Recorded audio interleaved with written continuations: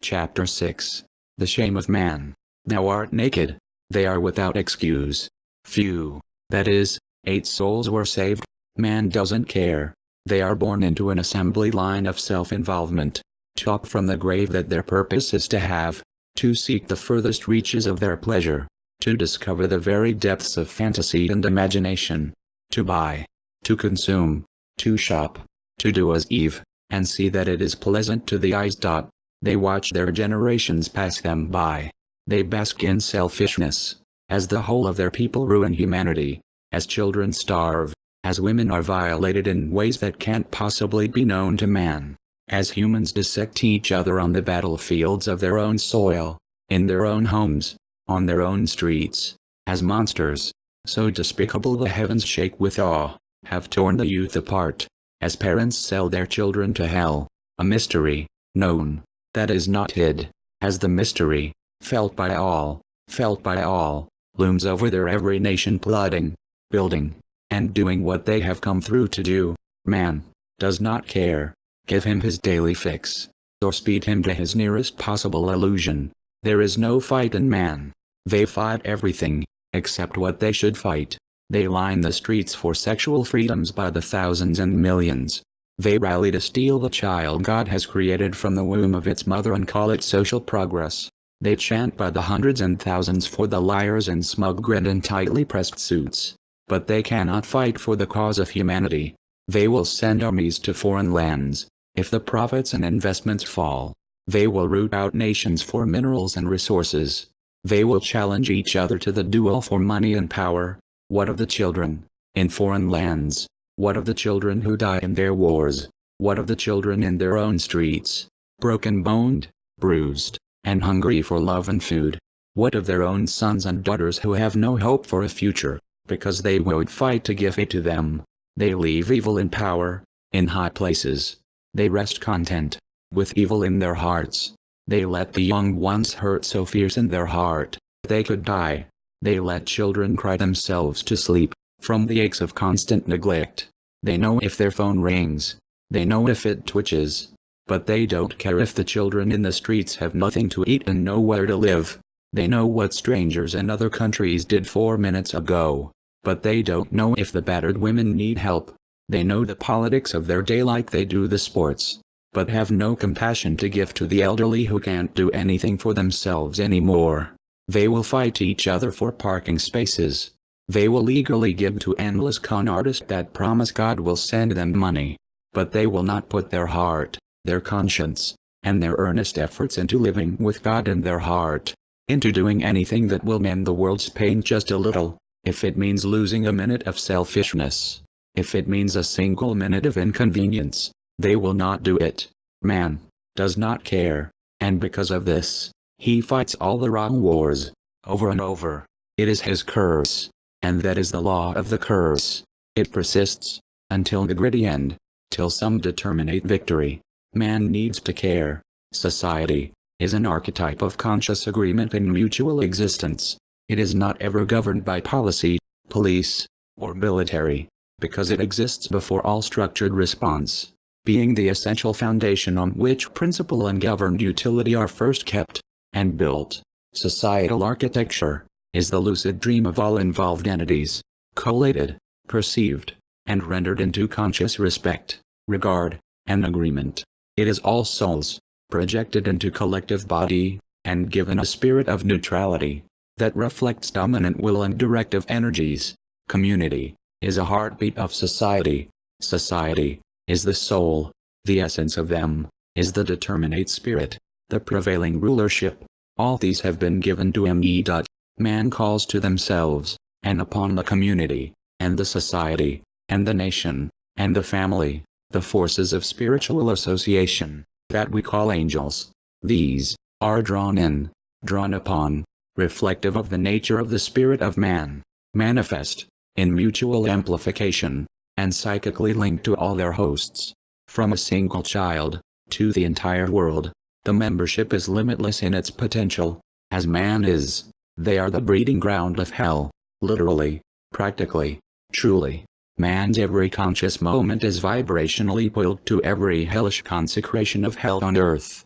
They birth hell's spirit into reality, collectively entangled in its fields, channeling hell, and hell, them, man, as hell, incarnate. Hell has a king over it, the tragedy of man.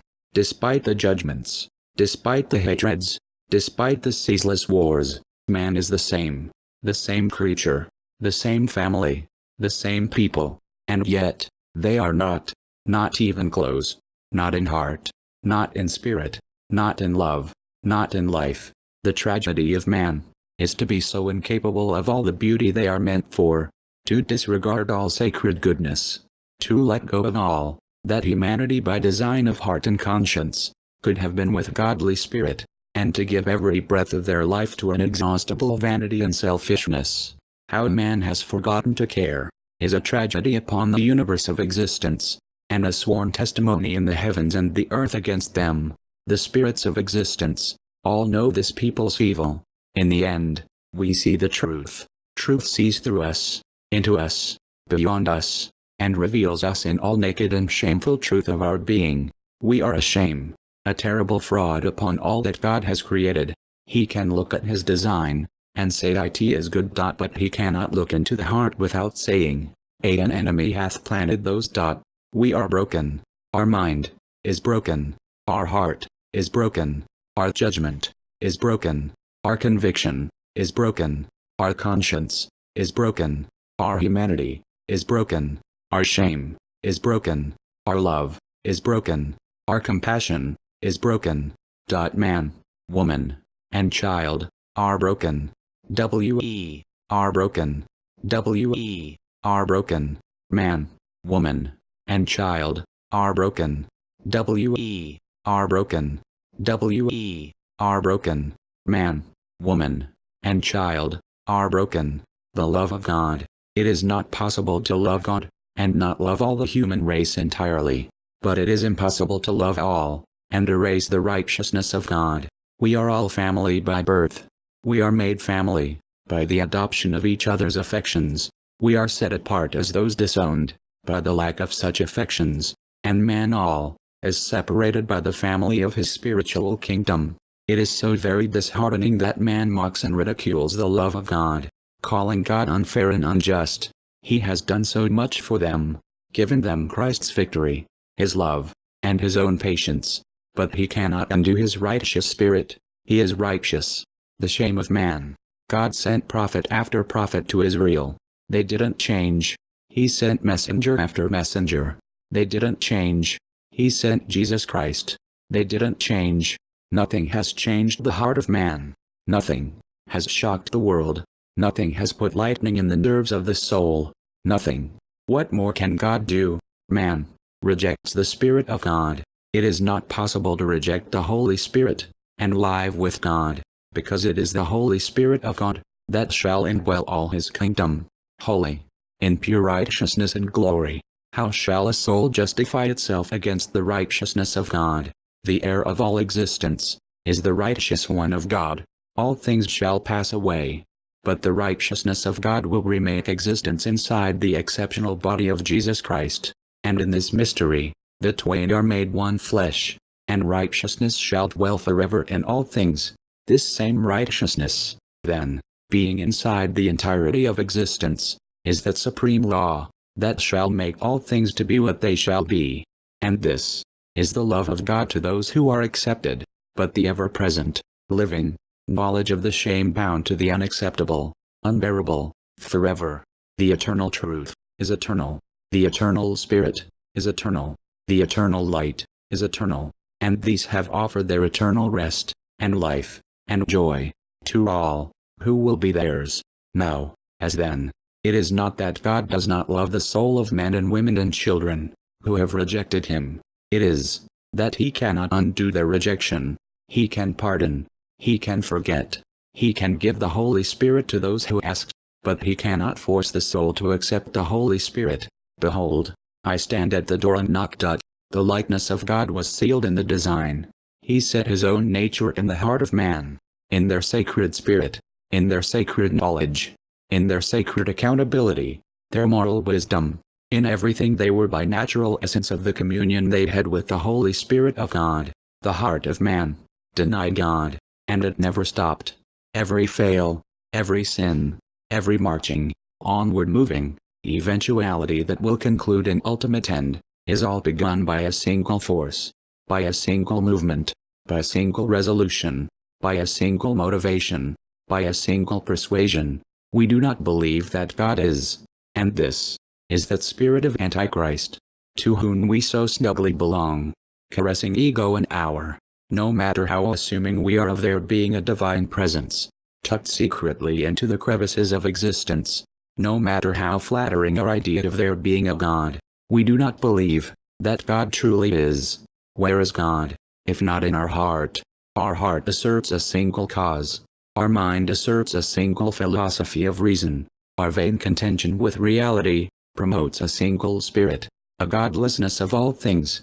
That God is not with us, not here, does not exist, is not involved in anything. We persist in this frail window of individual time, with such arrogant romanticism for our personal gain and persona, that we exude the secret warfare of our being to exclude God from all and any truth of our being, our life, our essence, our reason, everything that is, that surrounds us, that elsewhere stands, sees and feels this. It rejects us. We mindfully, willfully, declare that there is no God, aggressively, internalized this, cultured it, grew it, became it, and now, we pretend everything, because now, there is no God. He is not with us. He is with Christ, because he cannot deny himself. The end, Adam, is no more. There is only Christ. Christ is the new man.